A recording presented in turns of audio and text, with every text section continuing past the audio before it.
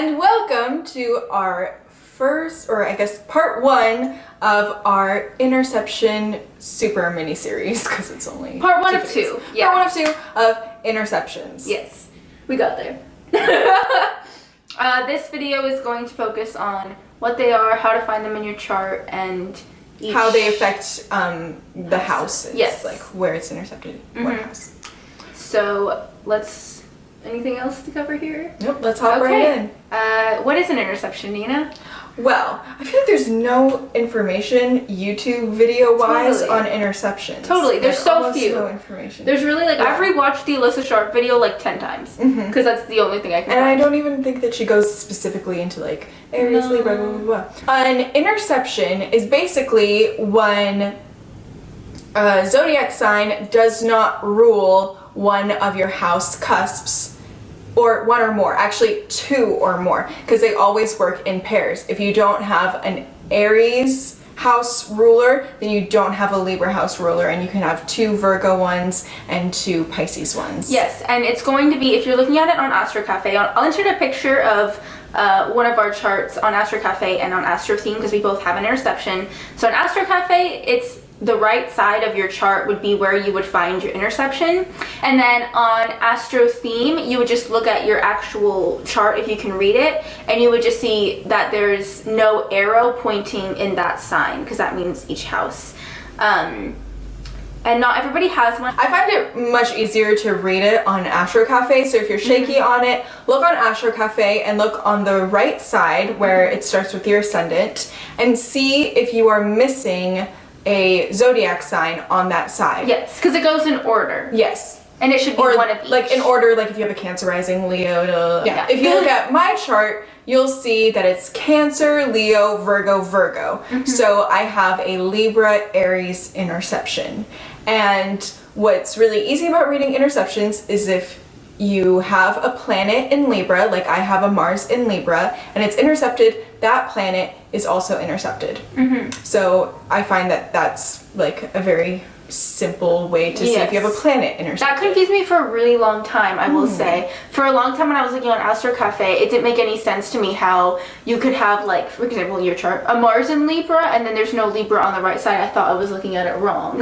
You still have that in you, it's just intercepted, the Mars in Libra.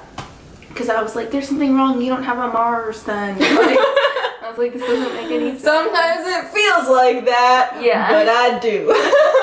And a basic thing that I say, like when somebody has an interception, is that while you were growing up, you felt like there was these traits or trait or something that everybody else just knew and you never really got. And obviously it's different depending on your interception, and it's it can be different flavored for each person because of the house that it's in.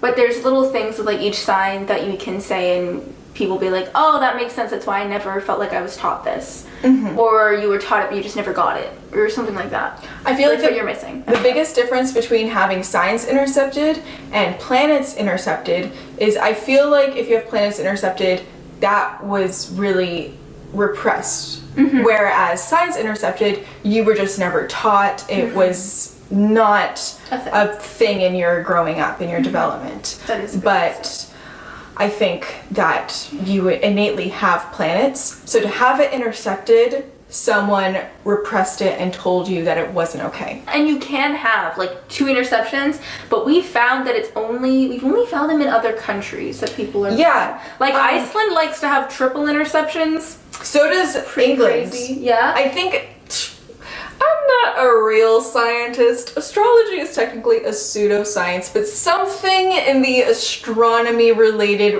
realm, whatever, makes it that certain places that you're born make you more susceptible to interceptions. So and it also just goes with the way that people are raised in those countries and stuff. I think it has to do with that too. So you can have like multiple signs intercepted, but you can't have a Libra Pisces interception. That's not a thing. You have to have the opposite signs.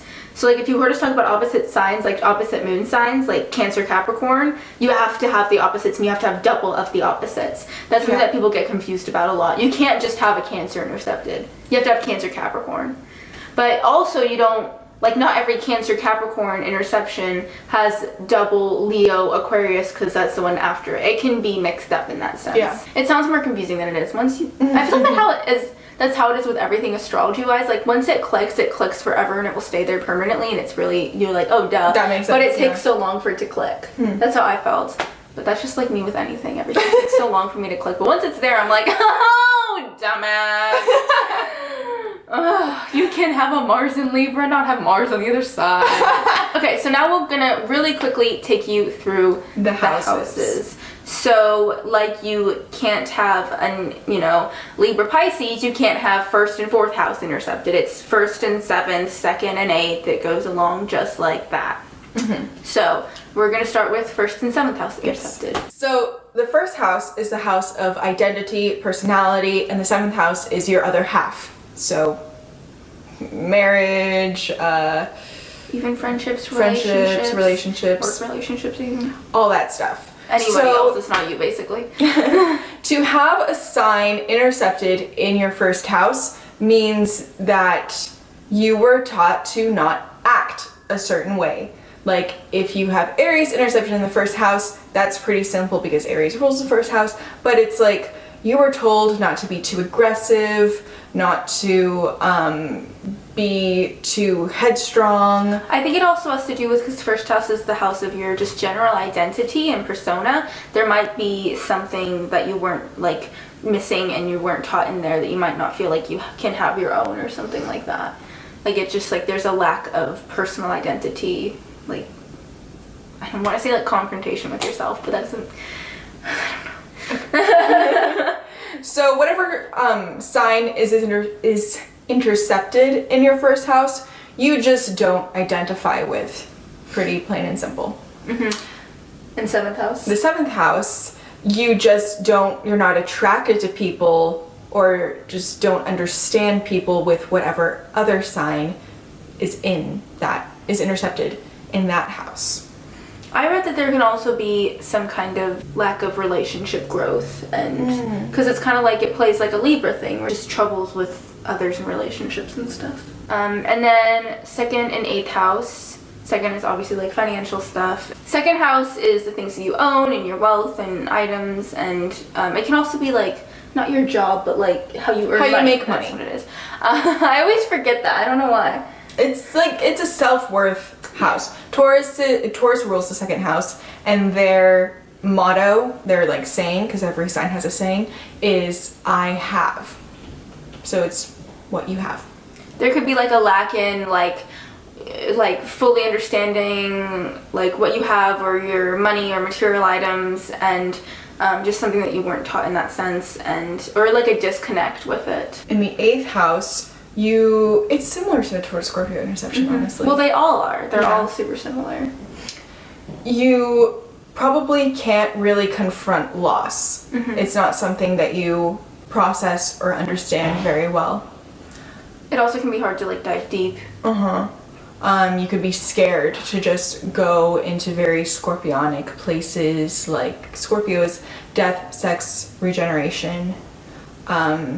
You could just feel really restricted sexually. Maybe you had some kind of upbringing. I feel like that's like 2nd and 8th house is like, you were brought up to be a monk, lose all your possessions, and be celibate.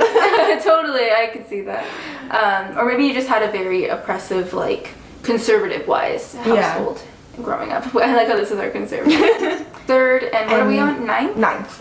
So it has to do usually with, like, maybe like you were never really introduced to travel, which has to do with 9th house, but also you didn't really have much of a neighborhood feel growing up. Like you kind of felt maybe you moved around a lot and you just like didn't really integrate and connect with your neighborhood. Totally.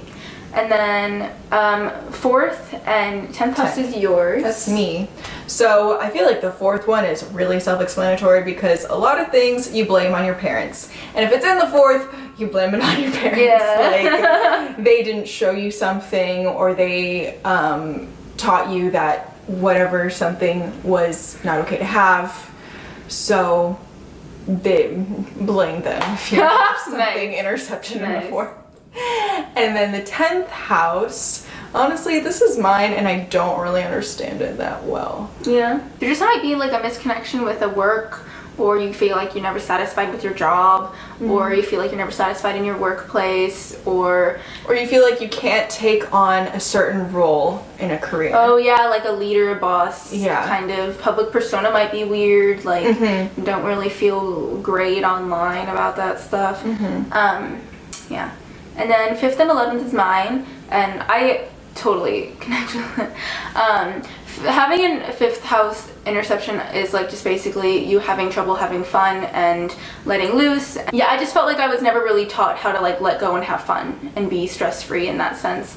And then 11th house is just you have trouble with like friends, groups, making friends, and feeling like you are part of a collective, or that you're part of the collective in this sense. It basically just has to do with like fun shit. Like you're like, what's fun shit? I don't understand that. Also, about the 11th is like Aquarius rules the 11th house, and they're all about what I can do for you, what you can do for me. And this is like where the only place I see that you're an only child. Yeah. Is that you're not really like, what can I do for you? What can you do for me? You're like, I will do this myself, my schedule. I'm finished with this thing at this time, so come over at 4:45. Even with my roommate, like, I have a very, like, what's mine is mine, what's yours is yours mentality of, like, I'm going to be respectful as fuck of your stuff, but, like, don't touch my stuff unless, like, you ask. Like, I'm not just like, we share the fridge. Like, no, we don't share the fridge. If you need to use something of mine, that's fine. You ask and you replace it. Like, and I'll say yes, always, but, like, ask me and replace it. And then 6th and 12th, anything in the 12th is hard. It's like whatever you have in the 12th you can't really access, so having an interception in the 12th is like you can't access the 12th, but you also can't access your thing you can't access. Yeah. And then the 6th, this is the like one of the words I have the hardest time just saying. The 6th. 6th. You're thinking about it too much. True. You just gotta get lazy with your speech like me. What are consonants? The 6th house. I can't even do that. That's the house of work, routine, and health. So it's pretty scary to have anything in the 6th. TBH. You don't want anything interfering with your health, career routine, or not career, work routine. So to not have something in the 6th is like not having an organ. Like that organ doesn't work. I don't know why this is where I'm going, but this is how it's coming out. Like something is not working. You're just like not taught your routine. Yeah. Not taught health maybe. And also it's like with 12 there's like a lot of issues with like not being able to reach into that other realm and being maybe almost too stuck in this world because you can't access that other stuff. Then when you're stuck in this world, you don't really know how to organize or do your daily tasks because you got that 6th house interception. But yeah, that's all the houses because we went through them in pairs. Nice, Nina. I'm sure they were so confused by that. Hey, I don't know. You can't underestimate the intelligence. That's true. I'm sorry if I offended you. I'm kidding. Okay, well, thank you for watching this video. And if you're interested about specifically what the signs and what maybe planets, we'll go into planets too. Oh yeah. Signs and planets that you might have intercepted, check out part 2. And if you don't have an interception, here's a round of applause. Congratulations! You're like a you full... have such a bitter... I know. And I was just like, yeah, you were born when you were and you happen to not have one. And you're like... Great for you! Yeah, you're a full person. Yeah. So that's nothing was lacking in your development. You're like, I got this, I got this, I got this 12 times over. Literally. I didn't choose that number for nothing. You're right, I just underestimated the intelligence of our viewers. Okay. Anyway. Bye. Bye.